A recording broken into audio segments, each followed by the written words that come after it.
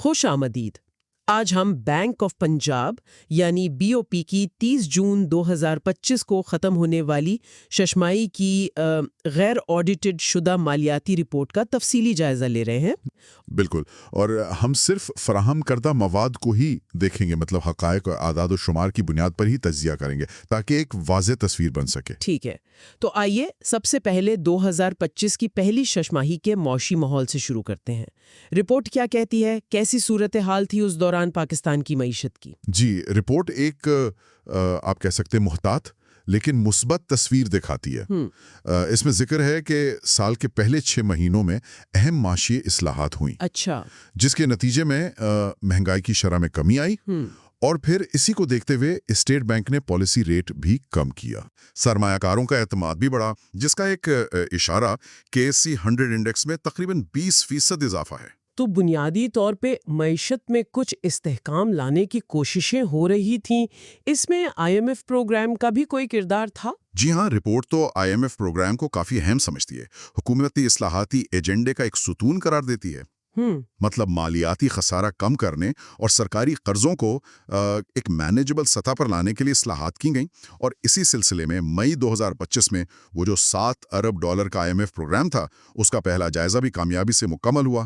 اچھا، اس کا کیا اثر ہوا؟ اس کے بعد جو بین الاقوامی ریٹنگ ایجنسیاں ہیں، انہوں نے پاکستان کی خود مختار کریڈٹ ریٹنگ کو بھی بہتر کیا. تو یہ ایک آپ کہہ لیں بیرونی اعتماد کے لیے اہم قدم تھا. اور مجموعی معاشی نما یعنی GDP، اس کے بارے میں رپورٹ کیا کہتی ہے؟ رپورٹ کے مطابق مالی سال 2025 میں حقیقی GDP میں 2.7% اضافہ ہوا. یہ پچھلے سال کے 2.5% سے تھوڑا سا بہتر ہے. معمولی سی بہتری. جی، صنعتی اور خدمات کے شعبوں میں نمونے زرعی شعبے کی وہ جو کم پیداوار تھی، اس کے اثر کو کچھ حد تک بیلنس کیا. اور مالیاتی محاذ پر وہاں بھی کچھ بہتری نظر آئی. مالی سال 2025 میں بنیادی سرپلس یعنی سود کی ادائیگیوں سے پہلے والا سرپلس وہ GDP کا 2.2% رہا. پچھلے سال یہ صرف 0.9% تھا. تو یہ تو کافی فرق ہے. مستقبل کے بارے میں کیا اندازے ہیں؟ کیا رپورٹ پر امید ہے؟ رپورٹ مالی سال 2026 کے لیے حکومت کے اہداف کا ذکر کرتی ہے. 4.2% GDP نمو اور اوسطاً 7.5% مہنگائی. کافی پر امید اہداف ہیں. جی، لیکن ساتھ ہی کچھ خطرات کا بھی ذکر ہے، جیسے توانائی کے نرخ، ان میں اضافہ ہو سکتا ہے. عالمی منڈی میں تیل کی قیمتیں وہ اوپر نیچے ہو سکتی ہیں. تو رپورٹ کا لب لباب یہی ہے کہ پائیدار ترقی کے لیے اصلاحات جاری رکھنا اور مالیاتی نظم و ضبط ضروری ہے. یہ تو ہوئی معیشت کی بات. اب بینکنگ سیکٹر کی طرف آتے ہیں. کیا اس عرصے میں بینکنگ سیکٹر کو کچھ خاص چیلنجز کا سامنا تھا؟ ہاں، رپورٹ میں 2 بڑے چیلنجز کا واضح ذکر ہے. پہلا تو یہ کہ شرح سود میں کمی سے بینکوں کے منافع کے مارجن یعنی سپریڈز وہ کم ہو رہے تھے. اچھا. اور دوسرا، حکومت کی طرف سے زیادہ ٹیکس، خاص طور پر 2025 میں بینکوں کے لیے مؤثر کارپوریٹ ٹیکس کی شرح وہ 53% بتائی گئی ہے. 53%؟ یہ تو بہت زیادہ ہے. جی، کافی زیادہ ہے. اور اس کے علاوہ ڈپازیٹرز کو جو منافع ملتا ہے اس پر اضافی 20% ٹیکس لگایا گیا ہے. اس سے خدشہ ہے کہ ڈپازٹس کی نمو شاید سست ہو جائے. اور ایک اور چیز، سرکاری سیکیورٹیز پر جو منافع ملتا ہے اس پر بھی ٹیکس کی شرح بڑھائی گئی ہے. تو ان سب سے بینکوں کے منافع پر دباؤ پڑ سکتا ہے. تو اس سارے پس منظر میں اور ان چیلنجز کے باوجود بینک آف پنجاب کی کارکردگی کیسی رہی؟ رپورٹ تو اسے غیر معمولی اور بے مثال کہہ رہی ہے. اور ایک بڑا اعلان، تاریخ میں پہلی بار 10% عبوری نقد منافع کا بھی ہے. جی، الفاظ تو واقعی بہت مضبوط استعمال کیے گئے ہیں. اور اگر اعداد و شمار دیکھیں تو وجہ سمجھ آتی ہے. 2025 کی پہلی ششماہی میں بینک کا جو آپریٹنگ منافع تھا، یعنی بنیادی کاروبار سے، جی، بنیادی کاروباری سرگرمیوں سے، وہ 15.52 ارب روپے رہا. اب یہ پچھلے سال کی اسی مدت کے مقابلے میں 278% زیادہ ہے. 278%؟ یہ تو بہت ہی زبردست اضافہ ہے. جی ہاں، یہ بہت بڑا اضافہ ہے. اور یہ ظاہر کرتا ہے کہ بینک یا تو اپنی حکمت عملی پر بہت مؤثر طریقے سے عمل کر رہا ہے، یا پھر مارکیٹ کے حالات جیسے شرح سود میں تبدیلی ان کا بھرپور فائدہ اٹھایا ہے. اور بنیادی آمدنی کا ذریعہ یعنی نیٹ انٹرسٹ انکم، اس کا کیا رجحان رہا؟ نیٹ انٹرسٹ انکم یعنی NII، جو بینک کے بنیادی قرض دینے اور لینے کے کام سے آمدنی ہوتی ہے، وہ 116% بڑھ کر 35.81 ارب روپے تک پہنچ گئی. یہ بھی 2 گنا سے زیادہ ہے. جی، یہ بینک کی بنیادی منافع کمانے کی صلاحیت میں ایک نمایاں اضافہ ہے. اور اس کے ساتھ ساتھ جو غیر سودی آمدنی ہے، فیس، کمیشن وغیرہ سے، اس میں بھی 40% اضافہ ہوا. تو مطلب صرف شرائع سود پر انحصار نہیں کر رہے۔ بالکل، یہ ظاہر کرتا ہے کہ آمدنی کے ذرائع کو متنوع بنایا جا رہا ہے۔ اور مجموعی منافع کے اعداد و شمار کیا تصویر پیش کرتے ہیں؟ دیکھیں، پروویژننگ یعنی ممکنہ نقصانات کے لیے رقم رکھنے اور ٹیکس سے پہلے کا منافع وہ بھی 278% بڑھ کر 15.52 ارب روپے ہو گیا۔ پچھلے سال یہ 4.11 ارب تھا۔ ٹیکس سے پہلے کا منافع یعنی پی بی ٹی وہ 102% بڑھ کر 15.16 ارب روپے رہا۔ یہ اضافہ بھی قابل ذکر ہے، خاص طور پر 53% ٹیکس شرح کے باوجود۔ جی بالکل، اور اسی وجہ سے فی حصہ آمدنی یعنی ای پی ایس جو شیئر ہولڈرز کے لیے اہم ہے وہ بڑھ کر 2.08 روپے ہو گئی، جبکہ پچھلے سال یہ 1.47 روپے تھی۔ تو مجموعی طور پر مالی کارکردگی بہت مضبوط نظر آتی ہے۔ منافع میں تو زبردست اضافہ ہے۔ کیا بینک نے اپنی کارکردگی یعنی ایفیشنسی اس کو بھی بہتر کیا؟ جی، رپورٹ میں کاسٹ ٹو انکم ریشو یعنی لاگت اور آمدنی کے تناسب میں کمی کا ذکر ہے۔ اچھا، یہ کیا ظاہر کرتا ہے؟ یہ تناسب بتاتا ہے کہ بینک آمدنی پیدا کرنے کے لیے کتنا خرچ کر رہا ہے۔ تو اس میں کمی کا مطلب ہے کہ بینک اپنے اخراجات کو بہتر کنٹرول کر رہا ہے اور اس کی پیداواری صلاحیت وہ بڑھ رہی ہے۔ ٹھیک ہے، منافع تو واضح ہو گیا۔ اب بینک کی بنیاد یعنی بیلنس شیٹ کی مضبوطی پر بات کرتے ہیں۔ اثاثے اور واجبات کی کیا صورتحال ہے؟ بیلنس شیٹ بھی مستحکم نمو دکھا رہی ہے۔ 30 جون 2025 تک بینک کے کل اثاثے بڑھ کر 2444 ارب روپے تک پہنچ گئے۔ 2444 ارب روپے۔ جی، اور واجبات کی طرف دیکھیں تو ڈپازٹس میں سالانہ 23% کا متاثر کن اضافہ ہوا۔ کل ڈپازٹس 1947 ارب روپے ہو گئے۔ ڈپازٹس میں 23% اضافہ، یہ کافی ٹھوس ہے۔ اس میں کوئی خاص بات قابل ذکر ہے؟ جی، خاص طور پر جو کرنٹ ڈپازٹس ہیں یعنی وہ کھاتے جن پر عموماً منافع نہیں ملتا، ان میں سالانہ 43% کا اضافہ ہوا۔ اوہ، 43%! جی، یہ ایک بہت مثبت اشارہ ہے کیونکہ یہ کم لاگت والے فنڈز ہوتے ہیں اور یہ بینک پر صارفین کے بڑھتے ہوئے اعتماد اور بینک کی ڈپازٹ جمع کرنے کی مؤثر حکمت عملی کو ظاہر کرتا ہے۔ بینک کے قرضوں اور سرمایہ کاری کی کیا پوزیشن ہے؟ مجموعی ایڈوانسز یعنی جو قرضے صارفین اور کاروباروں کو دیے گئے وہ 777 ارب روپے تھے، اور دوسری طرف سرمایہ کاری اور دوسرے مالیاتی اداروں کو دیے گئے قرضے 1435 ارب روپے تھے۔ تو سرمایہ کاری زیادہ ہے؟ جی، اس وقت سرمایہ کاری زیادہ ہے۔ یہ اثاثوں کی تقسیم میں ایک متوازن حکمت عملی لگتی ہے۔ اور ایک اور اہم پیمانہ بینک کا کیپٹل ایڈیکویسی ریشو CAR، جی CAR، جو ظاہر کرتا ہے کہ بینک کے پاس ممکنہ نقصانات کو سہنے کے لیے کتنا سرمایہ ہے، وہ بھی بہتر ہو کر 17.42% ہو گیا ہے۔ یہ ریگولیٹری ضرورت سے کافی زیادہ ہے اور بینک کی مضبوط مالی پوزیشن اور رسک مینجمنٹ کو ظاہر کرتا ہے۔ ٹھیک ہے، رپورٹ میں مالی کارکردگی کے علاوہ قومی ترقی اور سماجی بہبود میں بینک کے کردار پر بھی زور دیا گیا ہے۔ اس حوالے سے کیا اہم نکات ہیں؟ جی ہاں، اس پہلو پر کافی تفصیل سے بات کی گئی ہے۔ رپورٹ بتاتی ہے کہ بینک آف پنجاب حکومت پنجاب کے کئی فلیگ شپ منصوبوں میں مالیاتی پارٹنر ہے، جیسے CM پنجاب آسان کاروبار کارڈ اور فائنانس، کسان کارڈ، لائف سٹاک کارڈ اور ای بائکس جیسی اسکیم۔ تو مقصد لگتا ہے کہ چھوٹے کاروباروں، کسانوں اور عام آدمی تک مالی وسائل پہنچانا ہے۔ مالی شمولیت یعنی فائنینشیل انکلوژن، یہ آج کل بہت اہم موضوع ہے۔ اس میدان میں بینک کی کارکردگی کے بارے میں کیا اعداد و شمار ہیں؟ رپورٹ اس شعبے میں تو آپ کہہ لیں کافی متاثر کن اعداد و شمار پیش کرتی ہے۔ مالی سال 2025 کے دوران بینک نے SMEs یعنی چھوٹے اور درمیانے درجے کے کاروبار اور زراعت، ان شعبوں میں قرضوں کی فراہمی میں نمایاں کردار ادا کیا۔ کس طرح؟ SME سیکٹر میں قرضوں کی جو کل رقم تھی اس لحاظ سے بینک کا مارکیٹ شیئر 21% تک بڑھ گیا۔ یہ خود ایک کامیابی ہے۔ بالکل، لیکن اس سے بھی زیادہ آپ کہہ لیں حیران کن بات یہ ہے کہ اس عرصے میں ملک بھر میں جتنے نئے SME قرض لینے والے بینکنگ سسٹم میں آئے، ان میں سے 97% بینک آف پنجاب کے ذریعے آئے۔ 97% نئے SME قرض لینے والوں کا؟ جی، یہ تو واقعی غیر معمولی عدد ہے۔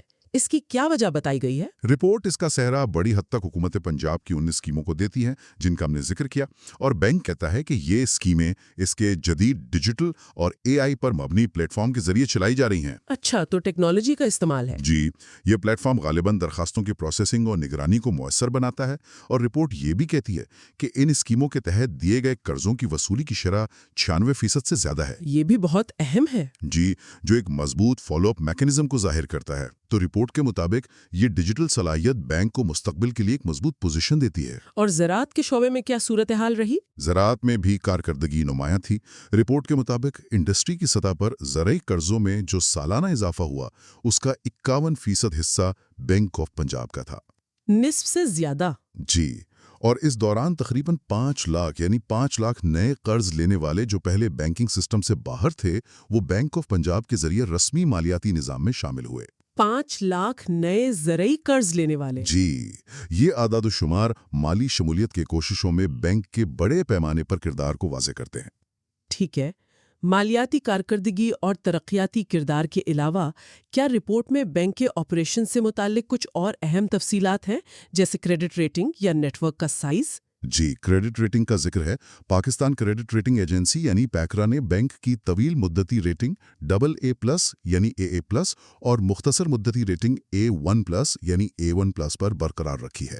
یہ اچھی ریٹنگز ہے۔ جی ہاں، یہ مضبوط کریڈٹ پروفائل اور کم رسک کو ظاہر کرتی ہیں۔ جہاں تک نیٹ ورک کا تعلق ہے، 30 جون 2025 تک بینک کی ملک بھر میں 900 آن لائن برانچیں تھیں۔ 900 برانچیں؟ جی، جن میں اسلامک بینکنگ کی 210 تقویٰ برانچیں اور 16 سب برانچیں شامل ہیں۔ اس کے علاوہ 938 ATMs کا نیٹ ورک بھی ہے، اور بینک جدید خدمات جیسے موبائل بینکنگ، انٹرنیٹ بینکنگ وغیرہ وہ بھی فراہم کر رہا ہے۔ ہمارے پاس آڈیٹرز AF فرگسن اینڈ کو کی جائزہ رپورٹ بھی ہے۔ کیا اس میں کوئی ایسی بات ہے جس پر خاص توجہ دینی چاہیے؟ یہ ایک معیاری جائزہ رپورٹ ہے، مکمل آڈٹ رپورٹ نہیں۔ آڈیٹرز کا کہنا ہے کہ ان کے جائزے میں ایسی کوئی اہم بات سامنے نہیں آئی جس سے یہ لگے کہ یہ مالیاتی گوشوارے پاکستان میں لاگو اکاؤنٹنگ معیارات بشمول IAS 34 کے مطابق تیار نہیں کیے گئے ہیں۔ تو کوئی بڑی تشویش کی بات نہیں؟ بظاہر نہیں، لیکن یہ سمجھنا ضروری ہے کہ یہ جائزہ ہوتا کیا ہے۔ اچھا، اس کی حدود کیا ہیں؟ رپورٹ واضح کرتی ہے کہ یہ جائزہ بنیادی طور پر بینک کی انتظامیہ سے پوچھ گچھ اور مالیاتی ڈیٹا کے تجزیاتی طریقہ کار پر مبنی ہوتا ہے۔ اس کا دائرہ کار مکمل آڈٹ سے بہت محدود ہوتا ہے۔ ٹھیک ہے۔ اسی لیے آڈیٹرز حتمی آڈٹ رائے نہیں دیتے ہیں، اور یہ بھی واضح کیا گیا ہے کہ صرف ششماہی کے مجموعی اعداد و شمار کا جائزہ لیا گیا ہے، ہر ساماہی کا نہیں۔ مالیاتی گوشواروں کے ساتھ جو نوٹس ہیں ان میں اکاؤنٹنگ پالیسیوں کے حوالے سے کوئی خاص بات؟ نوٹس میں عمومی طور پر IFRS اور اسلامی مالیاتی اکاؤنٹنگ معیارات IFAS کی تعمیل کا ذکر ہے۔ کچھ معیارات جیسے IAS 40 اور IFRS 7 کے کچھ حصے، ان کا اطلاق اسٹیٹ بینک نے فی الحال مؤخر کیا ہوا ہے۔ ایک اہم نقطہ جس کا پہلے ذکر آیا وہ IFRS 9 یعنی مالیاتی آلات کا معیار کو اپنانے کا ہے۔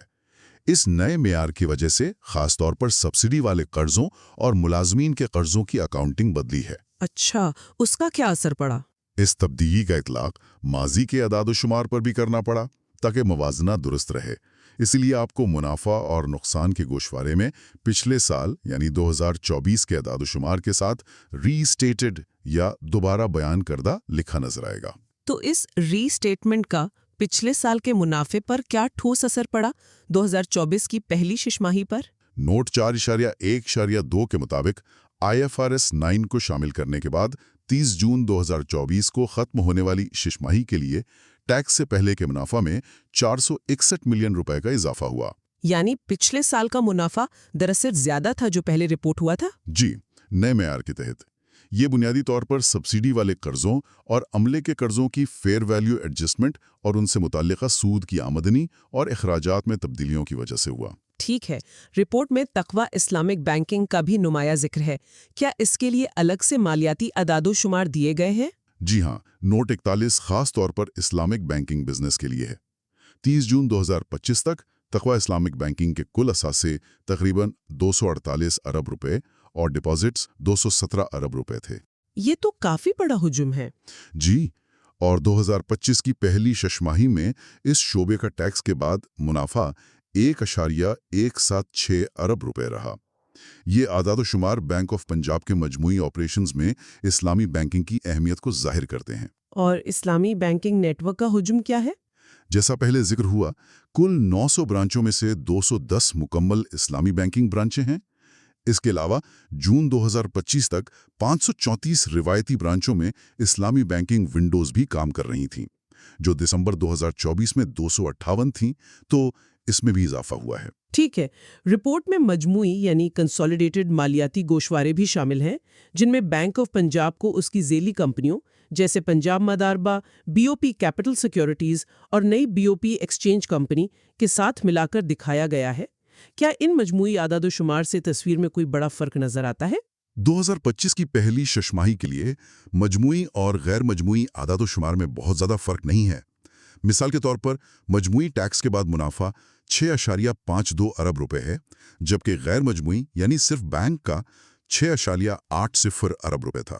اچھا، تو فرق بہت معمولی ہے۔ جی، اسی طرح کل اساسفر مجموعی طور پہ 2,441 ارب روپے ہیں، جبکہ غیر مجموعی 2,444 ارب روپے۔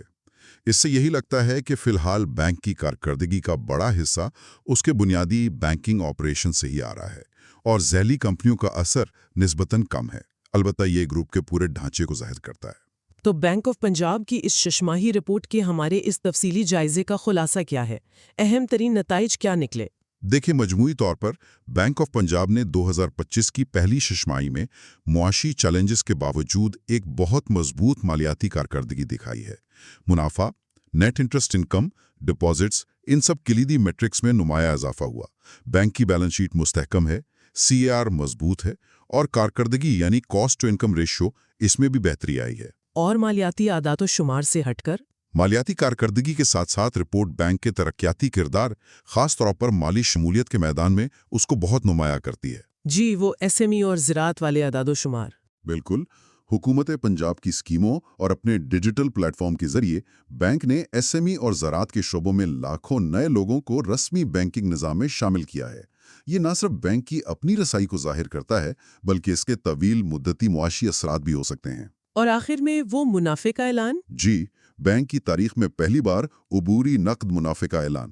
یہ انتظامیہ کے اعتماد اور مستقبل کے بارے میں ایک مثبت اشارہ ہے۔ اس تمام معلومات کی روشنی میں سننے والوں کے لیے غور کرنے کے لیے ایک حتمی نقطہ کیا ہو سکتا ہے؟ میرے خیال میں رپورٹ کا ایک سب سے زیادہ آپ کہہ لیں چونکا دینے والا عدد وہ ایس ایم ای قرض لینے والوں کی تعداد میں اضافے میں بینک آف پنجاب کا 97% حصہ ہے۔ جی ہاں، یہ واقعی قابل غور ہے۔ تو مالی شمولیت پر زور اور ڈیجیٹل ذرائع کے استعمال کو دیکھتے ہوئے سوال یہ پیدا ہوتا ہے کہ اگر یہ رجحان جاری رہتا ہے، یعنی بڑی تعداد میں چھوٹے کاروباروں کو رسمی بینکنگ نظام میں لانے کا عمل، تو اس کے طویل مدتی معاشی اور سماجی اثرات کیا ہوں گے؟ کیا یہ واقعی نچلی سطح پر معاشی سرگرمی کو فروغ دے گا، روزگار پیدا کرے گا، اور بالآخر ایک زیادہ وسیع البنیاد معاشی ترقی کا باعث بن سکتا ہے؟ یہ ایک اہم سوال ہے جس پر سوچنا چاہیے۔